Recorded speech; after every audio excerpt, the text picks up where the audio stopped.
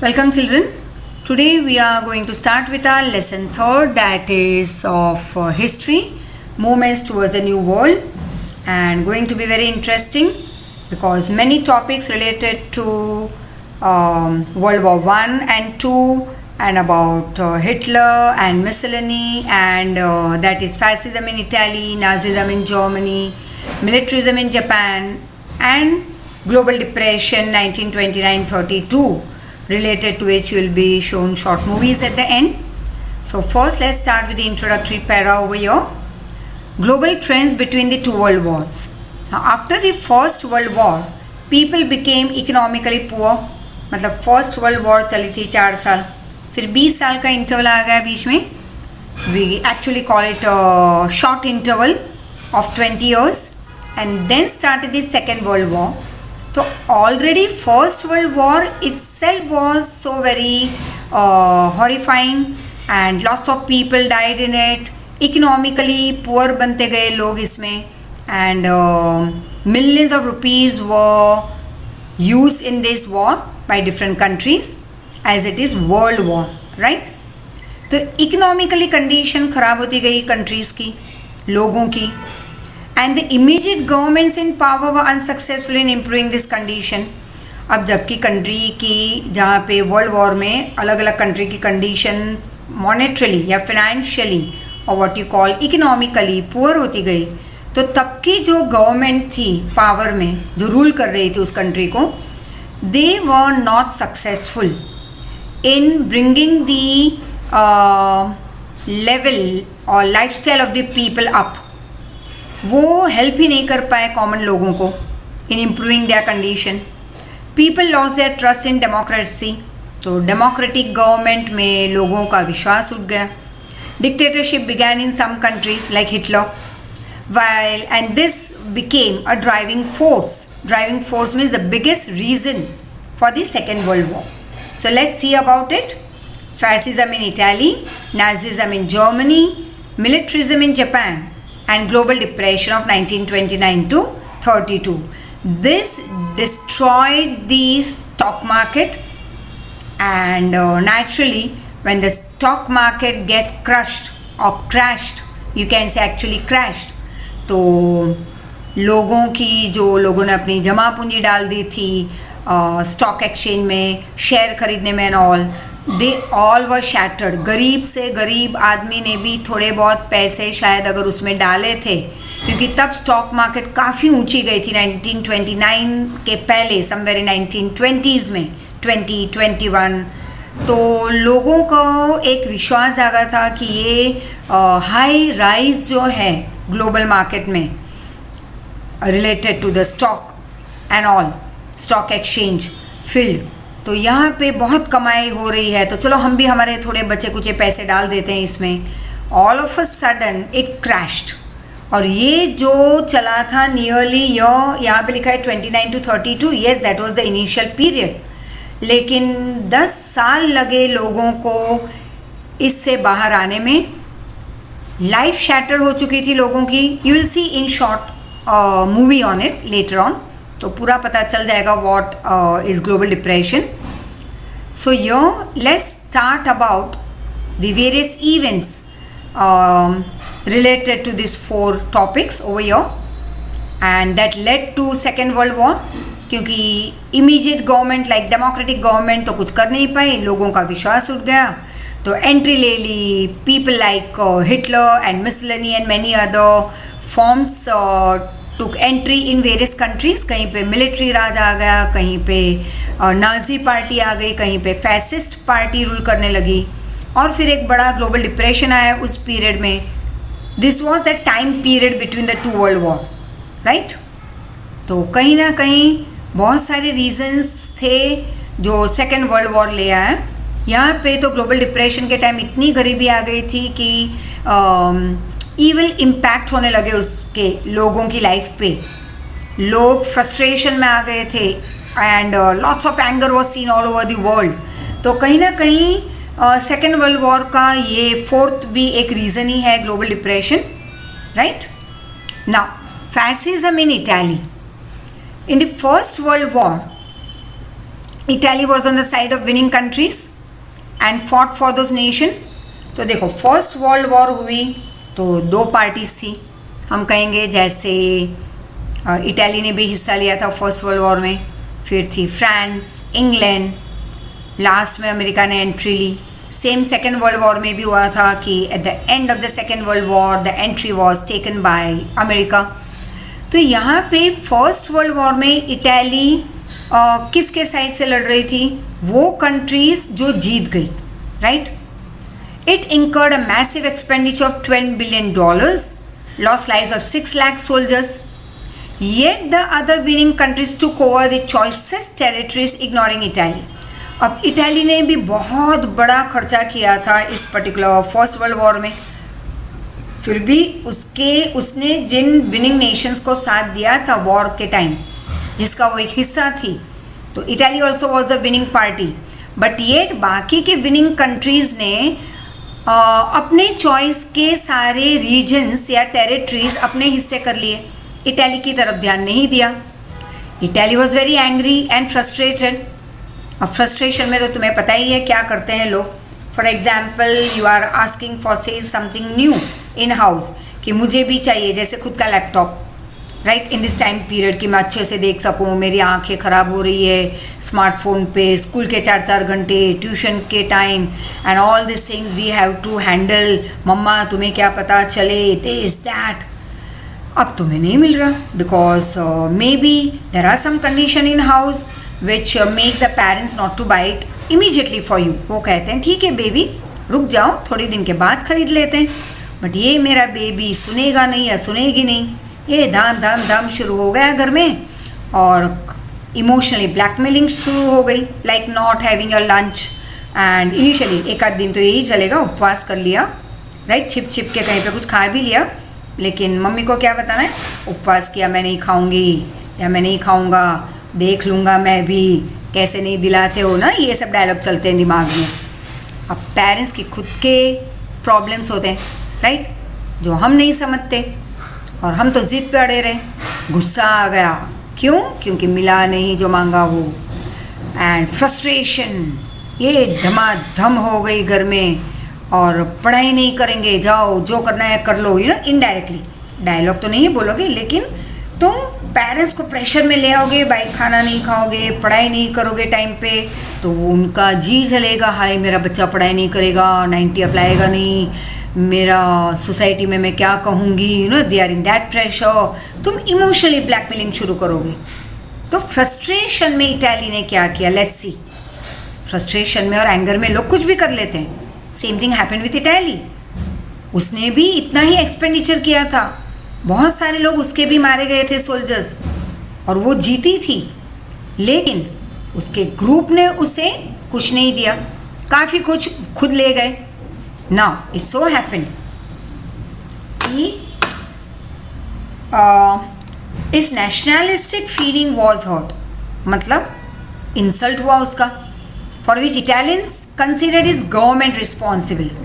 अगर कुछ हुआ तो क्या कहोगे, मम्मी देखो मैंने तो बोला था, तुमने सुना नहीं, आगे कम परसेंटेज, किसी और पे थोप देना सारा फॉल्ट, खुद करना नहीं, लेकिन ब्लैकमेलिंग शुरू कर देना इमोशनली, सारी रिस्पॉन्सिबिलिटी खुद नहीं उठाना, लेकिन डाल देना किसके सर पे, बड़ों के सर पे, कि तुम्हारी वजह से ये हुआ.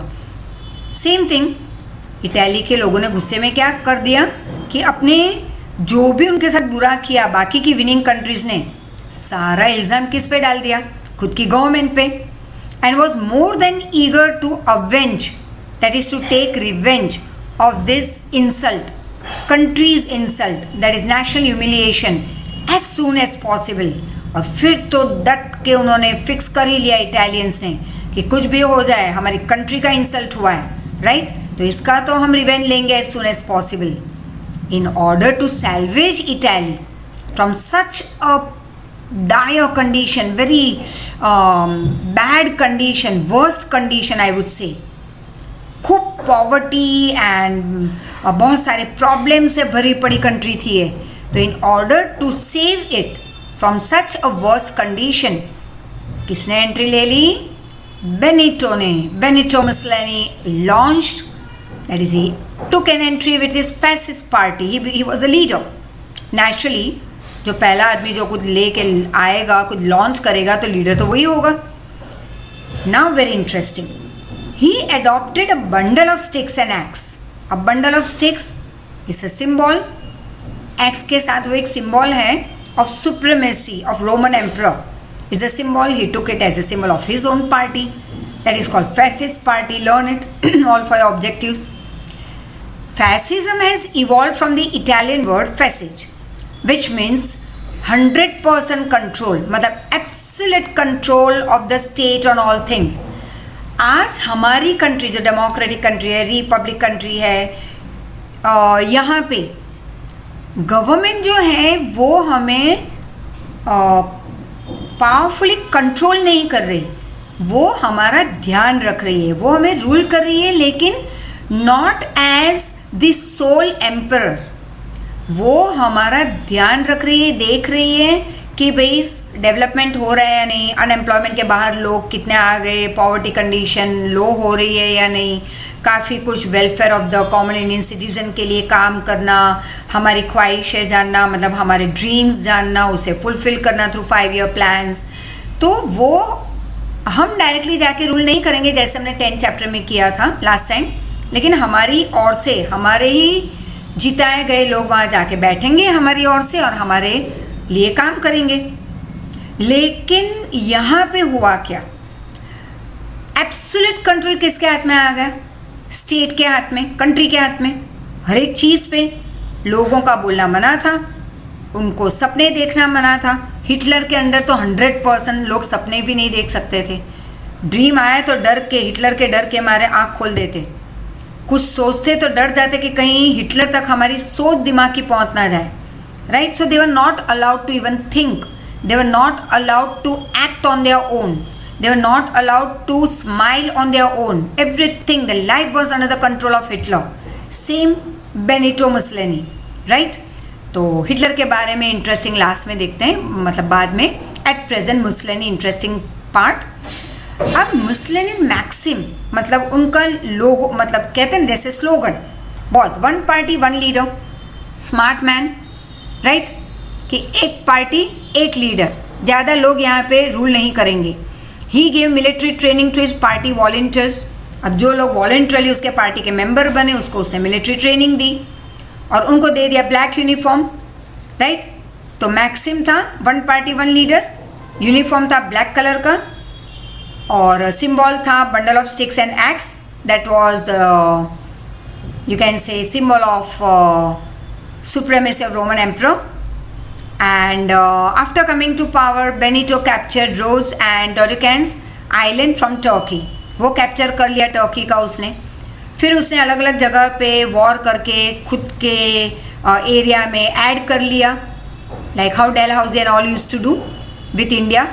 तो इन्होंने ले लिया पहले तो Rhodes and Dodecanese from Turkey, फिर उन्होंने विन किया Albania, Abyssinia, Fiume port in 24. After these victories, Mussolini snapped, that is cut off, broke all the relations, that is ties, with the League of Nations, joined the Rome, Berlin, Tokyo axis. अब देखो, दो party बनी, एलिड and axis. एलिड मतलब हम ऐसे लेंगे तो easy हो जाएगा समझना, फ्रेंडली पार्टी. एक्सिस मतलब दुश्मन पार्टी. अब इसमें आ गए रोम, बर्लिन, टोक्यो, उसको ज्वाइन किया इटाली ने, Mussolini. Thus Italy became now responsible, one of the person responsible, one of the reason, one of the factor responsible for Second World War. Right? अब आ गया Hitler. Nazism in Germany. Now Germany had lost First World War. पैसे से totally destroy हो गई थी, economy country की destroy हो गई थी जर्मनी की. Paris peace process had compelled, that is forced, Germany to sign the treaty of Versailles. This also we had done. Right? Germany became angry naturally with this unjust treaty. Unjust मतलब partiality वाली treaty थी 100%. तो Germany के लोगों को गुस्सा आ गया. Adolf Hitler joined the National Socialist German Workers' Party 1919. अब बेनिटो मुसोलिनी अपनी फैसिस्ट पार्टी के साथ आया एज ए लीडर। कब उसने एंट्री ली एज अ पार्टी लीडर? जब इटली को अपना हिस्सा नहीं मिला था एज अ विनिंग पार्टी। बाकी के सारे कंट्रीज ले गए थे सब कुछ फ़ायदा और उसे कुछ नहीं मिला, तो इंसल्ट लगा उसे। पूरी कंट्री का एक ये बहुत बड़ा ह्यूमिलिएशन था, इंसल्ट था। तो फिर उन्होंने अपनी उनको डेमोक्रेसी में से विश्वास ही उठ चुका था, आ गया Benito as a party leader. वैसे ही जर्मनी में फर्स्ट वर्ल्ड वॉर हार चुकी थी जर्मनी, पैसे से इकोनॉमिकली सब कुछ उसका डिस्ट्रॉय हो गया था। बाकी की कंट्रीज़ ने उसे, विनिंग कंट्रीज़ ने फोर्स किया उसे ट्रीटी ऑफ वर्साइल्स साइन करना। ये उनके लिए अनजस्ट एग्रीमेंट था। एडोल्फ हिटलर ने एंट्री ले ली। He was the leader of German workers party in 1919. This party later on came to be known as Nazi party. Nazi philosophy included देश प्रेम, वो तो हमारे यहाँ भी है, लेकिन यहाँ पे जो देश प्रेम था वो कट्टर था एकदम। मतलब कि इस only we and we and we and nobody else on this planet. जहाँ पे भी एक जर्मन खड़ा रहेगा वो एरिया हो जाएगा जर्मनी का। इस only Germany and Germany on the planet. आज इज द बेस्ट, बाकी के बेकार, राइट। तो नाजी फिलोसॉफी कुछ ज़्यादा ही एक्सट्रीम फिलोसॉफी थी।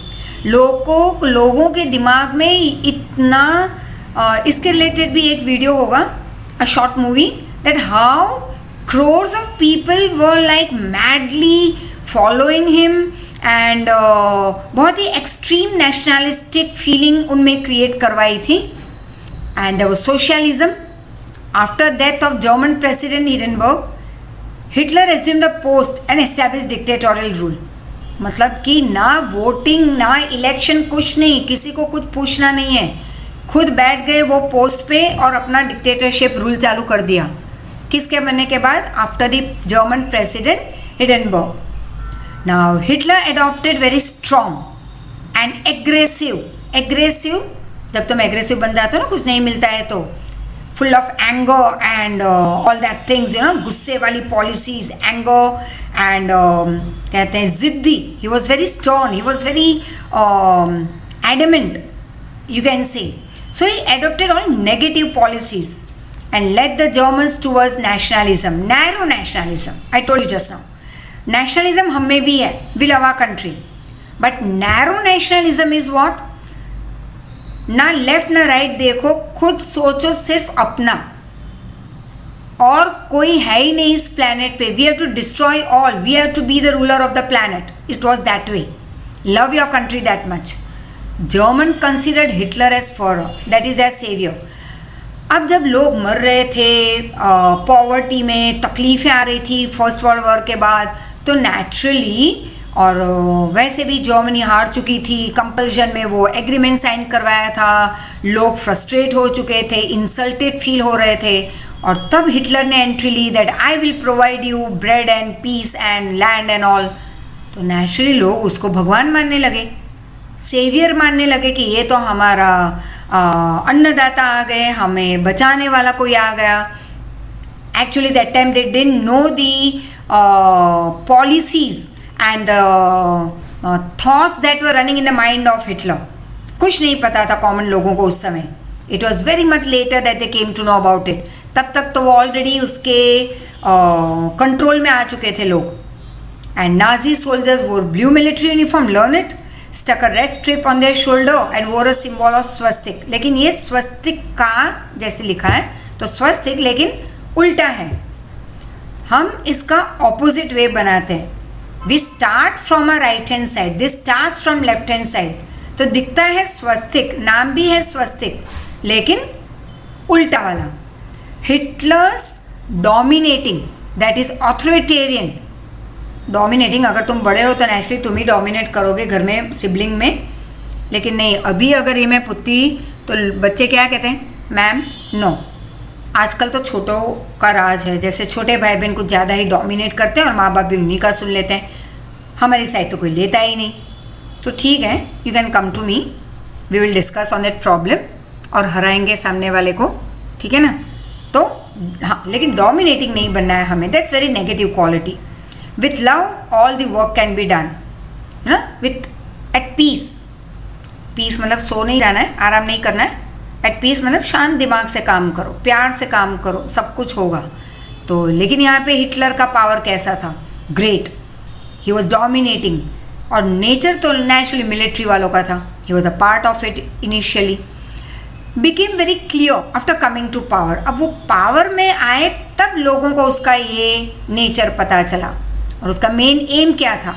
His main aim was emergence of Germany as major power. कि जर्मनी को सबसे ऊपर ले आओ, बाकी की सारी कंट्रीज हमारे under. In the name of purification of German race. मतलब कि जर्मन रेस को, जर्मन धर्म को, जर्मनी के धर्म को प्योरीफाई करना था. तो उन्होंने क्या किया?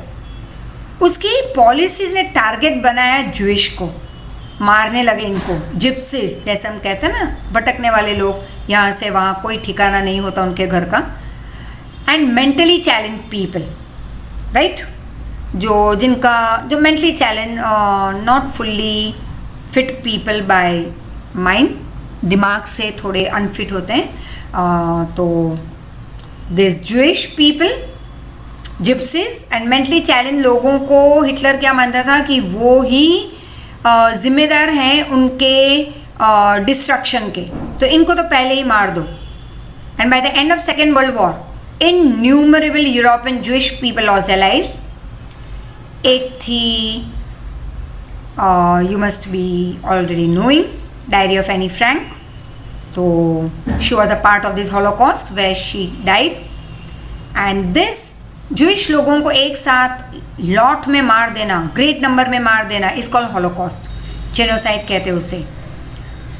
तुम ऐसे समझ लो कि एक रूम में बहुत सारे अनलिमिटेड नंबर ऑफ लोगों को डाल दिया, बंद कर दिया. मतलब कि कैपेसिटी है 100 लोगों की, डाल दिया 1000 लोगों को उसमें. इमेजिन, सांस लेना ही बंद हो जाए पहले तो. सेकेंड, पॉइजनस गैस छोड़ दो उसमें अपने आप. उसके पहले आधे तो मर चुके थे, बट फिर बचे कुचे भी मर गए. तो that is the way how, that is one of the way, right, to kill the people. Hitler's expansionism, military action against neighboring countries and policy of exterminating certain groups led to the Second World War and became an important reason for the same. तो Hitler का जो एक nature था कि भाई expand, like Dalhousie, अलग अलग territories को अपने कैप्चर, अपने ही कंट्रोल में लेते जाओ, कई लोगों को मार देना. और ये बहुत सारी चीज़ें ऐसी थी जो सेकेंड वर्ल्ड वॉर का एक रीज़न बना. Right, important reason for leading towards the Second World War.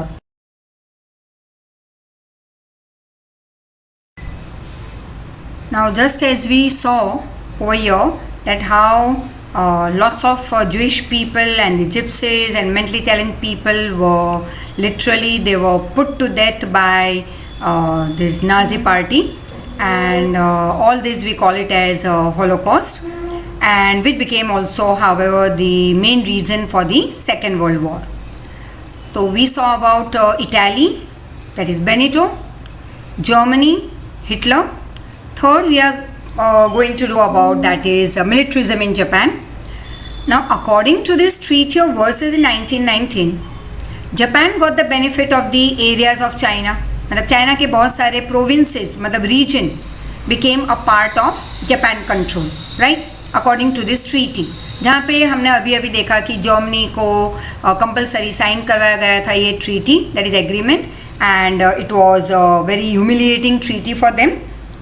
और कैसे फिर उनकी पार्टी, हिटलर एक अपनी खुद की पार्टी बना के ले आए, and dictatorship took entry in Germany. Reason for dictatorship in Italy also we saw. Now let's see about the militarism over here. तो England and France distributed many regions of Germany between them. तो Germany जो हार चुका था, right, उसके तो बहुत सारे रीजन्स डिस्ट्रीब्यूट कर लिए थे इंग्लैंड और फ्रांस ने अपने आप में. Japan was not happy however with this. And in 1921-22 Washington meet, मतलब जो एक मीटिंग हुई, Japan had to agree to have only 35% of the English and American naval force. मतलब कि अगर इंग्लैंड और अमेरिका के पास जितनी भी नेवी फोर्स होगी उसका सिर्फ 35% जापान के पास होना चाहिए. It cannot have more than that. right? It was decided in their Washington meet in 2122. Japan also had to vacate its island of Sakhalin and Siberia. उसको खाली करना पड़ा. Japanese youth was however angry. गुस्सा तो जल्दी आ जाता है वैसे भी सबको. So during this time there were elections in Japan. अब जो elections हुए जापान में उस टाइम में, and the parties supporting militarism got majority. तो naturally military राज आने लगा यहाँ पे. उसने military राज ने entry ले ली. Military nationalism of Japan adopted the policy of expansionism. Same once again Dalhousie theory of expansionism. कि दूसरे की प्रॉपर्टी हड़प कर लो, right? You know, the one who is weaker than us, we control them. Same in the world it is seen everywhere. Today new forms we see, right? तो military nationalism ने जैसे militarism ने जैसे entry ली, तो ये military nationalism of Japan ने adopt कर ली एक्सपेंशनिज्म पॉलिसी. मतलब खुद का एरिया एक्सपांड करते जाओ by taking over the control on other regions. Japan didn't get permanent place in League of Nation. तो चलो देखते हैं what is League of Nation. You all must be knowing. आज का जो UN है, United Nation, right? पहले उसको कहते थे UNO, United Nation Organization. अब हम कहते हैं सिर्फ UN. अब UN क्या है? ये एक ऐसी ऑर्गेनाइजेशन है where the member countries come together for peace, protection, security of the world, right? कोई वॉर होगी नहीं और लोगों के बीच में पीस मेंटेन करना है. हर एक मेंबर कंट्री सपोर्ट करेगी वर्ल्ड में to for the upliftment of the other countries and for solving their own problem amicably. मतलब फ्रेंडली बेसिस पे प्रॉब्लम सॉल्व करने, राइट?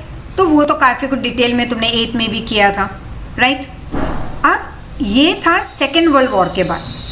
लेकिन फर्स्ट वर्ल्ड वॉर के बाद स्टार्ट हुआ था एक organisation call league of nation, that is called group of nation, right? तो ये जो ग्रुप ऑफ नेशन जो बना था, यहाँ पे जो मेंबर्स बने उनका गोल भी वही था, peace, world security, protection to all, development of all the people and that is of all the countries in short. लेकिन जितनी कंट्रीज़ ने इसमें हिस्सा लिया था, जो मेंबर बने थे, उन्होंने उसके टर्म्स एंड कंडीशन फॉलो नहीं किए, तो नेचुरली लीग ऑफ नेशन तो बंद होना ही था.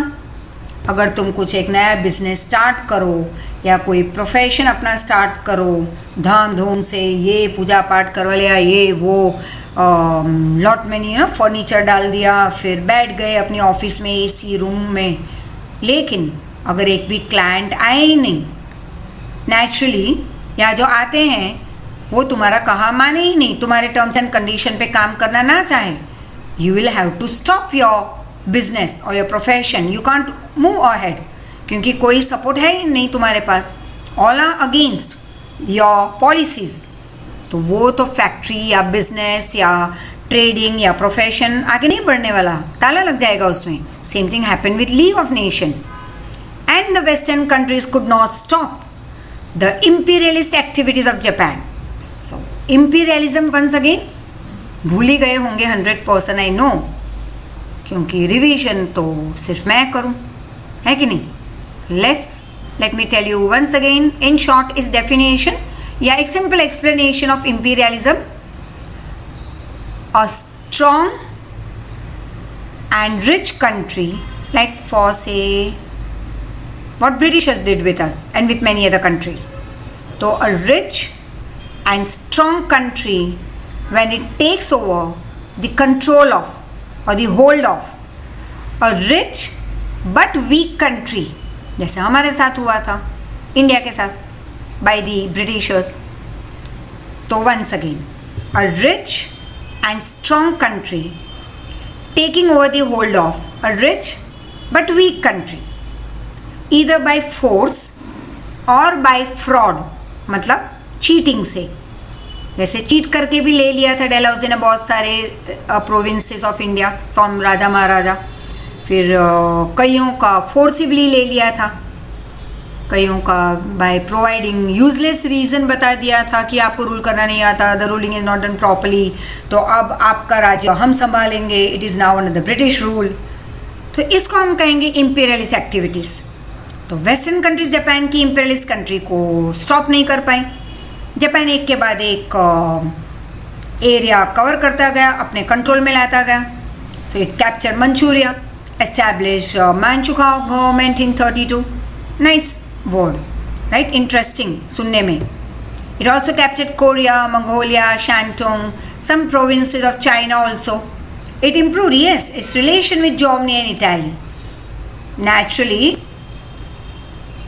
दोस्त बन गए यहाँ पे जर्मनी, इटाली और जापान, क्योंकि तीनों की पॉलिसीज काफ़ी कुछ सेम थी, तीनों के दुश्मन भी सेम। तो दो पार्टी बन गई allied, as I told you, friendly countries like France, England, और एक बाजू हो गया axis party, Italy, Germany, Japan, right. तो जापान चला गया जर्मनी और इटाली के साथ and let loose the strings of imperialism. Now after emperor Meiji, emperor Hirohito in 1936 also encourage this activities of Japan, right.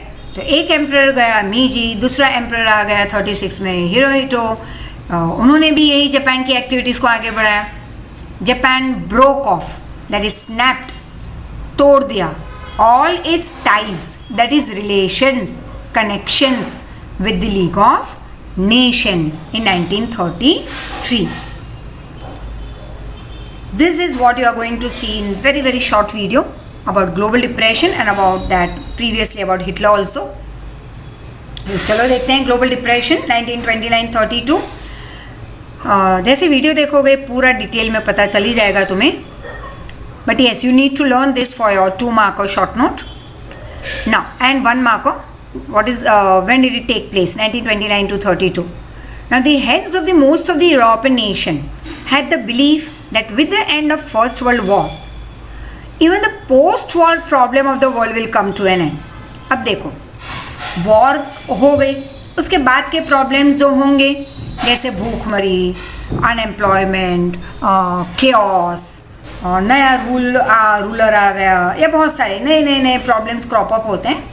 लेकिन यूरोपियन कंट्रीज़ को ये लगा, जो उसके जो हेड थे, कि भाई फर्स्ट वर्ल्ड वॉर ख़त्म हो गई तो उसके बाद के जो प्रॉब्लम्स है वो अपने आप ख़त्म ही हो जाएंगे वर्ल्ड में। लेकिन ये तो गलत साबित हो गया।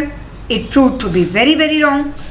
Suddenly a large number of shares began to be sold in the Wall Street, जो तुम मूवी में देखोगे, वॉल स्ट्रीट नंबर भी दिया है वहाँ पे उसका। So a large number of, ये पूरा जैसे हम कहते हैं कि when you go to Bombay, अब फ्यूचर में, बहुत नज़दीकी फ्यूचर में अगर जाते हो तो देखना कि वहाँ पे एक स्टॉक एक्सचेंज का बड़ा एक बिल्डिंग है and it's very huge area, जिस पे कि पहला बॉम्ब ब्लास्ट हुआ था इन 1990s में, राइट। टेररिज्म इम्पैक्ट क्लियर दिखाई दिया था तब। एक ही दिन में एक साथ lot many bomb blast in Bombay had taken place and then there was curfew where we were just lock down in houses for more than 2 weeks। तो बहुत ही क्रिटिकल कंडीशन थी। Common citizens like you and me also, those we all that time when we were staying in Bombay faced lots of, but yes, it was a very different life and थोड़ा fear था, थोड़ा कुछ अलग देखने भी मिला उस टाइम पीरियड में। and yes, fear was more among everyone because that was the first time ever people saw of that particular decade कि बॉम्ब ब्लास्ट क्या होता है, उसके इम्पैक्ट्स क्या हैं, आफ्टर इफ़ेक्ट क्या होते हैं बिजनेस पे, लाइफ पे, फैमिली पे, यंग एंड ओल्ड के दिमाग पे उसकी क्या असर होती है। Very much in detail we had pass through that life in that time period and so यहाँ पे आफ्टर वॉर के इम्पैक्ट बहुत गलत, बहुत ख़राब साबित हुए थे। और वॉल स्ट्रीट जो स्टॉक मार्केट एरिया है वहाँ पे वो एकदम क्रम्बल हो गया। क्रम्बल मतलब जैसे एक पेपर ले लो हाथ में, फिर मुट्ठी में उसको एकदम से बंद कर दो तो वो क्रीज आ जाएंगे उस पर, उसको हम कहते हैं क्रम्बलिंग, राइट। फिर वो कुछ काम का नहीं रहता, राइट। फिर उस पर तुम कितनी भी अपना नोट्स लिखना शुरू कर दो या कुछ ना, जैसे गुस्से में क्रम्बल कर देते हैं हाथ में जो भी पेपर है, या उस टाइम अगर पेन हुई तो तोड़ दोगे उसको 2 टुकड़ों में, यहाँ तक गुस्सा चला जाता है लोगों का, right. You must have of course done that some time, but don't do it. I would always say anger हानिकारक for your life तो चलो वॉल स्ट्रीट पे आ जाते हैं वापस।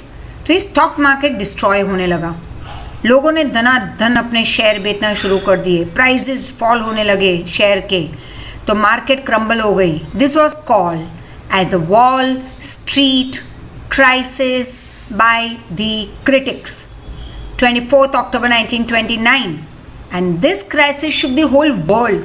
It destroyed the economic conditions of the country. वो 10 साल जो लोगों ने गुजारे और उनको काफ़ी वक्त लग गया फिर से स्टेबल होने में, मैं ये नहीं कहती वापस पैसे वाला बनने में, स्टेबल होने में, giving birth to the great world depression that is called global depression. कभी ऐसे लोगों ने देखा नहीं था और शायद आगे कभी देखा भी नहीं अब तक तो ऐसे। Yes, today after this many years, though not share market related but covid related, what we saw and what we are seeing at present is कि कहीं ना कहीं बहुत लोगों का कहीं पे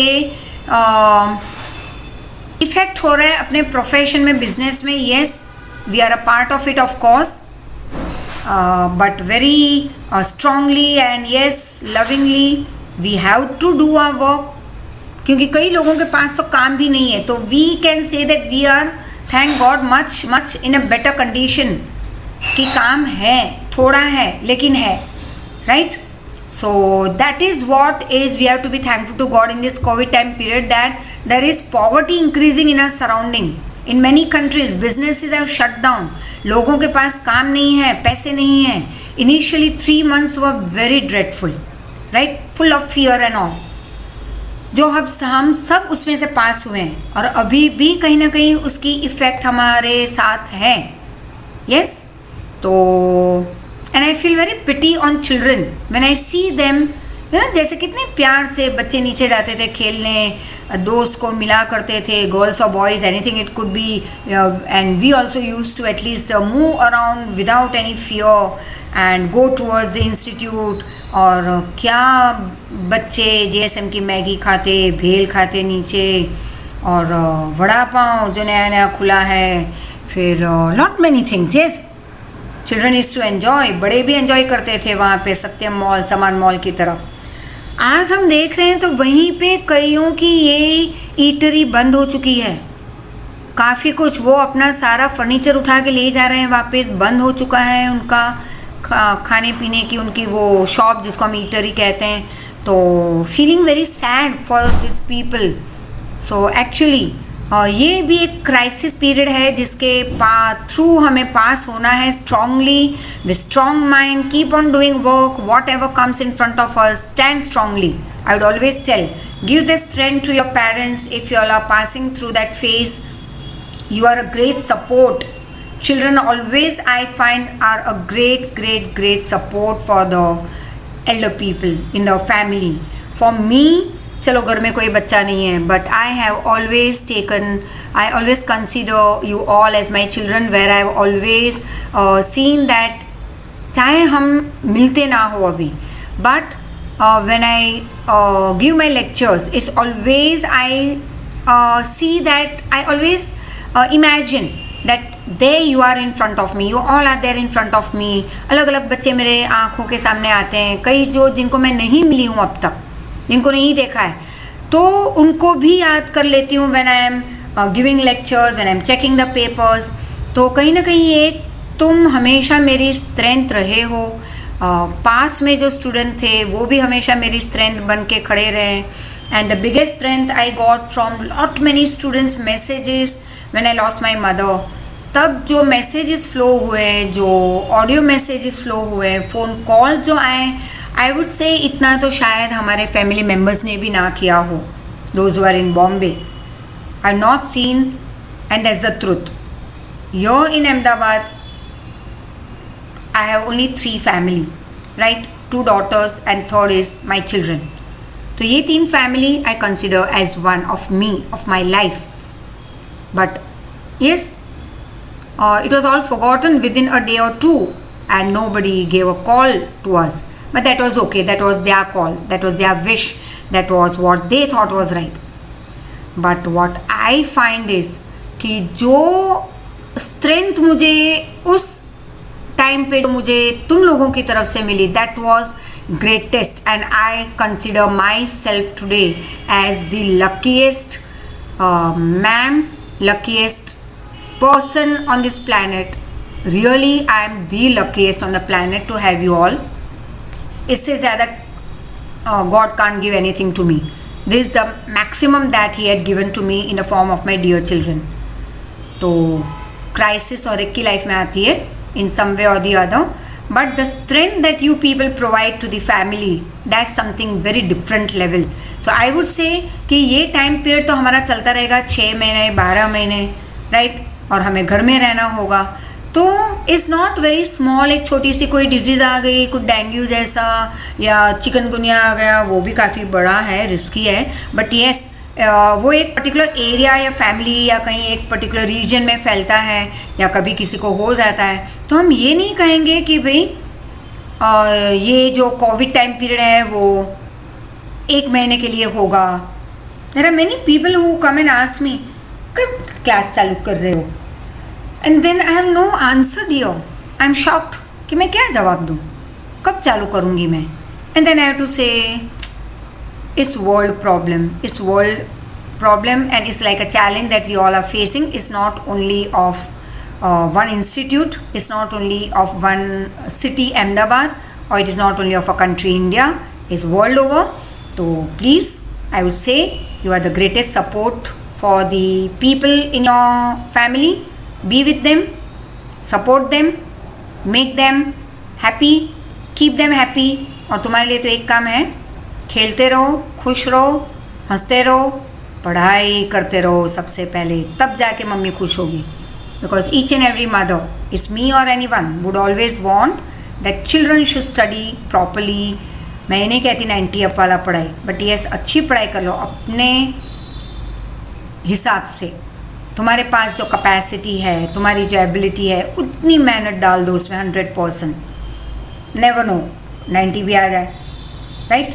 but I believe in hard work. 90 is later on, hard work is more important. अपने आप को एक स्टेप ऊपर जाते हुए हमेशा देखो then the previous year. Last year से इस साल बेटर होना चाहिए तुम्हारा, और नेक्स्ट ईयर इस साल से बेटर, और वो होगा ही. I know about it.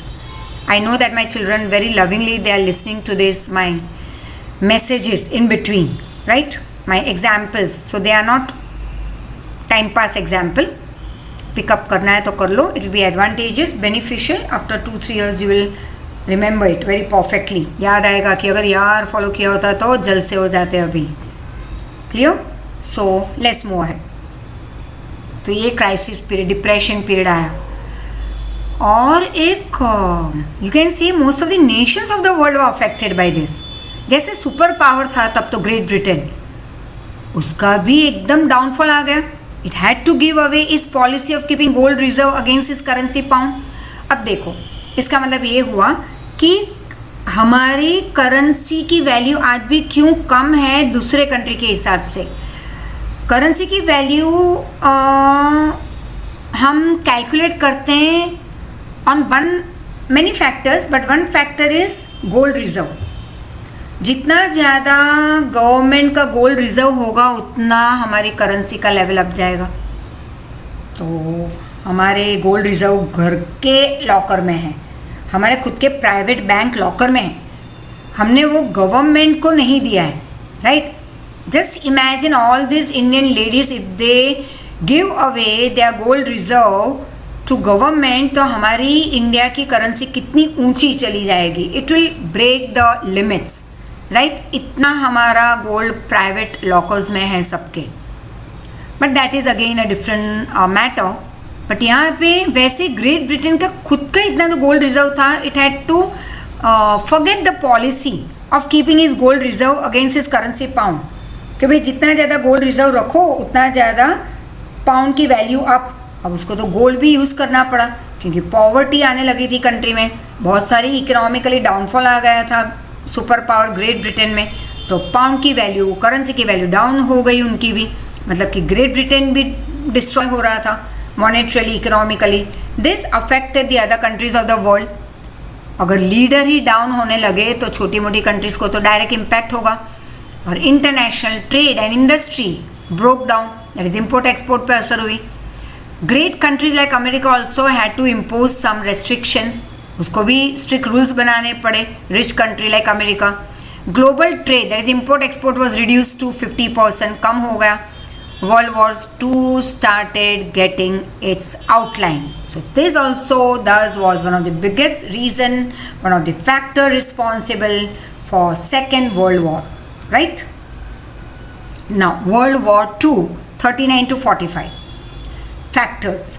The seed for the World War II had been sown in the Treaty of Versailles. ये तो हमने देख लिया. जर्मनी को गुस्सा आ गया था. वो एग्रीमेंट ह्यूमिलिएटिंग एग्रीमेंट था उनके हिसाब से. और जापान के साथ भी कुछ ऐसे हुआ कि वो जीती हुई पार्टी का एक हिस्सा था. But still it had to face lot many problems. Paris peace process had displease many countries. अब ये जो ट्रीटी ऑफ वर्सलेस थी, या हम उसको कहते हैं पेरिस पीस प्रोसेस, उसकी वजह से काफ़ी कंट्रीज ना खुश थी, dissatisfied, displeased. Events that happened after that led to the world war II. So let's see about it. लेकिन let's see in the next lecture. तब तक रिवाइज कर लो. Very important for your 4 marker previous part. चार factors and each individually will be for your 2 marker और 3 marker short note. So we continue next time from here. So revise, be happy and be safe. Enjoy with your parents. Thank you so much. Thank you. The Great Depression was a dramatic worldwide economic calamity which started in 1929 and lasted until the late 30s. Most people believe it began with the U.S. stock market collapse of October 1929. By 1932, U.S. stocks were only worth 20% of what they were prior to the crisis, and 1 year later, almost half of all United States banks had failed. By 1935, roughly 750,000 farms had been lost to bankruptcy or distressed sales. European countries, debilitated by the debt they've accumulated due to World War I, dealt with a severe depression and a sovereign debt crisis ultimately emerged. In Germany, for example, unemployment reached 25%, and among other things, this economic disaster led to Hitler's Nazi Party becoming the top political actor after the 1932 elections. Worldwide trade was devastated by the Great Depression, with countries engaging in so-called trade wars by limiting imports, and by the same year 1932, global trade crashed to half of the pre-crisis volume. Unfortunately, trade wars degenerated into an actual armed conflict, which caused over 60 million deaths. World War II. Make no mistake, most wars have been caused by economic factors to a very large degree. Let's learn from the past and not let this happen again.